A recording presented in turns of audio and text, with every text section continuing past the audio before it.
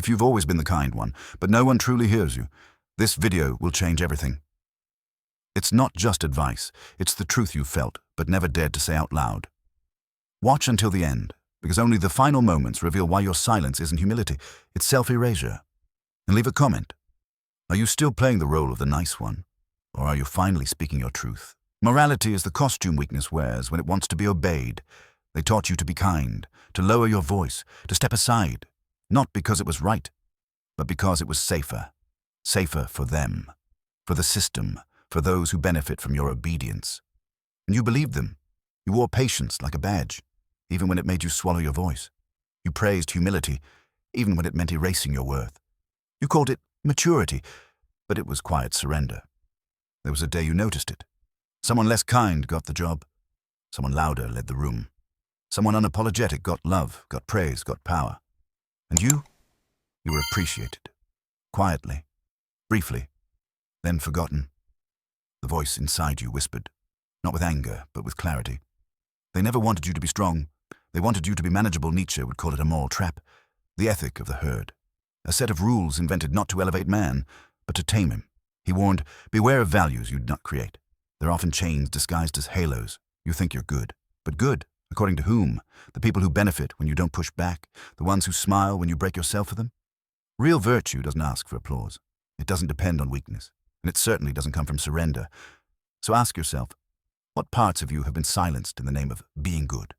And are you truly good, or just agreeable? Truth doesn't whisper just to be liked. Sometimes it must burn. There are moments when you know what needs to be said. You feel it rise, sharp, clear, uninvited. But instead, you swallow it, you nod, you smile. Because it's easier. Because you were taught that peace is better than friction. But peace built on suppression is not peace. It's paralysis. He sat at the table, the conversation circling around nonsense, and someone made a remark. Careless, ignorant, wrong. He felt it hit, like a slap to something sacred inside him. Years ago, he would have laughed along, stayed pleasant, but not now. Now, he allowed the silence to stretch, then said what he meant. Not cruelly, not angrily, just clean. The room shifted. Not because he was loud, but because he was true. Nietzsche wrote that those who offend with truth are not villains. They are the ones who've stopped pretending. He taught it is nobler to be feared for what is honest than loved for what is false. And in this moment, he felt it. Not guilt, not shame, relief. The truth didn't make him dangerous. It made him visible. He wasn't unkind. He was no longer performing kindness. And that difference changed everything. So ask yourself, are you polite? Or just afraid? What you call empathy, someone else calls a predictable crack. He used to believe that his sensitivity was a strength. The ability to feel tension before it was spoken, to comfort others without being asked, to listen even when he was exhausted. It gave him a sense of purpose. He thought this was maturity, to be the one who never turned away from pain. But over time, something started to shift. He began to notice that people didn't always come to him out of respect. They came because they knew he wouldn't say no. The same patterns repeated, the same conversations, the same emotional unloading. They vented, he absorbed, they felt better, and disappeared until the next time. One day, he asked himself, why do I feel guilty when I don't want to respond? And for the first time, he realized it wasn't empathy. It was a habit, a learned weakness dressed up as kindness. Because when you never set boundaries, that's not nobility. That's training people how to bypass you. Nietzsche would say, you've made yourself touchable without consent, and then wonder why no one asks before reaching in. After that, he stopped being always available. At first, it triggered awkward reactions, confusion, tension, even silent offense. But he didn't explain. He paused. He didn't reply immediately. He let messages sit unanswered. And in that silence, something inside loosened. For the first time, his chest didn't feel crushed after a conversation. He didn't need to be cold. He just had to be structured. Not, I'm bad for not helping, but I'm not responsible for carrying what's not mine. Power is not in being constantly open. Power is in choosing when, how, and to whom. Because empathy without a boundary isn't depth. It's a vulnerability you've left unguarded. The need to be liked is just a quieter form of slavery. He used to think it was important to be kind, not out of obligation, but because it felt right. He smiled when someone was rude. He agreed to things he didn't enjoy. He said, it's fine, even when it wasn't. Somewhere deep inside, he believed this was strength. to absorb discomfort without returning it. But eventually, the fatigue built up. His days became performances, his relationships, negotiations, and worst of all, he started to lose track of what he actually wanted. That's when the discomfort of honesty became less frightening than the exhaustion of being nice. He remembered a conversation. Someone insulted him, casually, under the disguise of humor. He laughed along. He always did. But this time, something held him back. He didn't laugh. He didn't argue. He just looked at them, silent, and the silence unsettled them. That's when it clicked. It wasn't kindness they respected. It was submission they expected. Nietzsche warned of this. Morality is a leash, disguised as virtue. People don't want your goodness. They want your compliance. They want your silence, your smile, your softness. As long as it doesn't disrupt them, the moment you challenge that, you're no longer nice. You're difficult, uncooperative, selfish. But maybe that's the price of not being a puppet. He stopped explaining himself, stopped proving he was good, fair, understanding. The world didn't collapse. Some people walked away, others stayed but treated him differently, more carefully. And the best part, he started to recognize himself again. His tone was more grounded, his decisions less hesitant. He didn't need to yell, he just didn't chase approval anymore. You don't owe anyone a performance of goodness. If you spend your life proving you're not a villain, you're letting someone else write your role. If you've never said no to others, you've never said yes to yourself. He heard himself agreeing again. Sure, no problem. It slipped out automatically, like muscle memory, like a contract his voice signed before he had time to think. And as always, right after that small, polite sentence, came the quiet weight in his chest. He didn't want to go. He didn't want to do it. But he had already said yes. Saying yes was easier than disappointing someone. Safer than conflict. Quieter than guilt. But not quieter than regret. He sat in his car after the call, keys untouched in the ignition. And the thought arrived. Not loud, but sharp. Why do I keep giving away pieces of my life for nothing? It was a pattern. One he could trace back years. Birthday parties he didn't want to attend. Favors he didn't want to give. Conversations he wasn't in the mood to hold. Every yes had been a deflection. Not of the person, but of the discomfort of being honest. Because the moment he imagined saying no, he saw their face. Disappointed, confused, even offended. That's what stopped him. Not the request, the imagined reaction. Nietzsche might have said, there is no nobility in a yes that betrays your nature. It's not virtue, it's cowardice dressed in courtesy. So this time, he called back. The phone rang. The voice answered. And he said, actually, I can't. That's it. No justification, no softener, just truth. The silence that followed was unfamiliar. It made his hands warm, his stomach tight, but it passed. And when it did, something else replaced it. Stillness.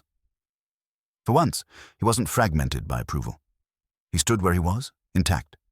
People often think no is rejection, but in reality, it's redirection. A no to what drains you is a yes to what matters. To rest, to authenticity, to self-respect. And he was starting slowly to prefer the discomfort of boundaries over the comfort of self-erasure. There was a version of him everyone liked, the calm one, the rationale one, the thoughtful one who always had the right words and never raised his voice. That version got him approval, respect, sometimes admiration, but never freedom. It started as survival. Then it became habit, then identity. But it wasn't him. Not fully, not deeply. It was a persona, trimmed of anger, polished of doubt, softened for consumption. And he played the role so well, he began to believe it too. Until one day, he caught himself mid-sentence, explaining something he didn't care about to someone who didn't matter, with a tone that wasn't even his.